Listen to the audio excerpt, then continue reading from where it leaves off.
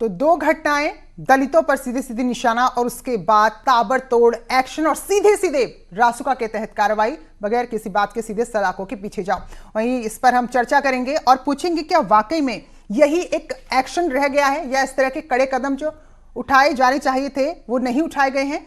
हमारे साथ जो खास मेहमान जुड़े हैं, पूर्व डीजीपी यूपी के विक्रम सिंह हमारे साथ हैं, ओपी मिश्रा जी जो प्रवक्ता हैं भारतीय जनता पार्टी के, डॉक्टर एमएच खान राजनीतिक विश्लेषक के तौर पर हमारे साथ महाबहस में जुड़े हैं, और साथ में सुनील सिंह साजन जी प्रवक्ता हैं समाजवादी पार्टी के, हमारे साथ जुड़े हैं। आप सभी खास मेहमानों का बहुत बहुत स्वागत है। तो सुनील जी, आप ही के पास आऊंगी। कानून व्यवस्था का ही एक बहुत बड़ा असर था कि आपकी सरकार को बहुत आरोप झेलने पड़े और सत्ता से बेदखल हो गई आपकी पार्टी। तो क्या वाकई में ऐसे कड़े एक्शन ही लिए जाने चाहिए थे जो अब लिए जा रहे हैं?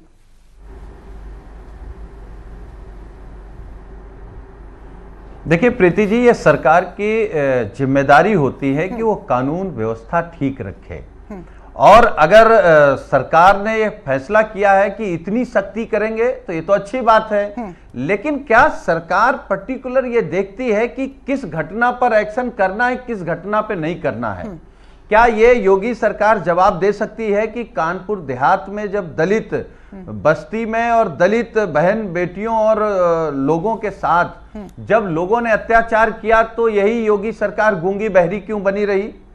अभी जब प्रतापगढ़ में कुर्मी समाज के खिलाफ जो तांडव किया गया सरकार के द्वारा, संरक्षित लोगों द्वारा, तब योगी सरकार चुप क्यों थी? इसी तरीके की घटना उन्नाव में, ये अच्छी बात है कि सरकार बलात्कारियों के साथ ना खड़ी हो, लेकिन योगी सरकार तो हमने आपने और पूरे देश दुनिया ने देखा कि अक्सर बलात्कारियों के साथ योगी सरकार खड़ी हो जाती है। भारतीय जनता पार्टी के नेता जब भी इनमें इन्वॉल्व रहते तब योगी जी क्यों कार्रवाई नहीं करते? दरअसल हमको आपको समझना यह होगा प्रीति जी कि भारतीय जनता पार्टी इन झगड़ों को भी राजनीतिक तौर पर दिखाना चाहते हैं। जब किसी समुदाय और जाति में झगड़ा हो गया तो अच्छी बात है, कार्रवाई होनी चाहिए। अगर बेटियां सुरक्षित नहीं रहेंगी तो कौन सा मैसेज जाएगा? बेटियों के प्रति सरकार सख्त रहे, बिल्कुल, लेकिन सरकार घटना पर राजनीति करे ये अच्छी बात नहीं। सरकार को पूरे प्रदेश की घटनाओं को एक नजरिए से देखना चाहिए। यानी कि आप कह रहे हैं कि सरकार सिलेक्टिव होकर कार्रवाई कर रही है, लेकिन क्या आप सिलेक्टिव नहीं है? आजमगढ़ की बात करें, वहां समाजवादी पार्टी के कार्यकर्ताओं का नाम आ रहा है तो इसलिए आपको तकलीफ हो रही है और आप इसलिए बाकी नाम गिना रहे हैं। तो क्या यहां क्योंकि समाजवादी पार्टी के इलाके हैं और उनके कार्यकर्ताओं के नाम सामने आ रहे हैं तो क्या कार्रवाई नहीं की जानी चाहिए थी? तो क्या आप सिलेक्टिव नहीं है? देखिए प्रीति जी, कानून से बड़ा कोई नहीं है। अगर कोई आरोपी है वो किसी भी दल का हो, यही तो मैं कह रहा हूं, जब आरोपी बलात्कारी भारतीय जनता पार्टी का विधायक, सांसद या कार्यकर्ता या जिला अध्यक्ष होता है तब तो योगी सरकार बलात्कारियों के साथ खड़ी हो जाती है। हम ये कह रहे हैं कि सभी घटनाओं को एक नजरिए से देखिए और घटनाओं में राजनीति मत करिए। ठीक है, जो दोषी उस पर कार्रवाई करिए, लेकिन मैं कह रहा हूं इसी जगह, यही लखनऊ की राजधानी लखनऊ में 4 दिन पहले पीजीआई थाने के पास दलितों का सर मुड़वा दिया जाता है, जूता चप्पल पहना के, माला पहना करके घुमाया जाता है।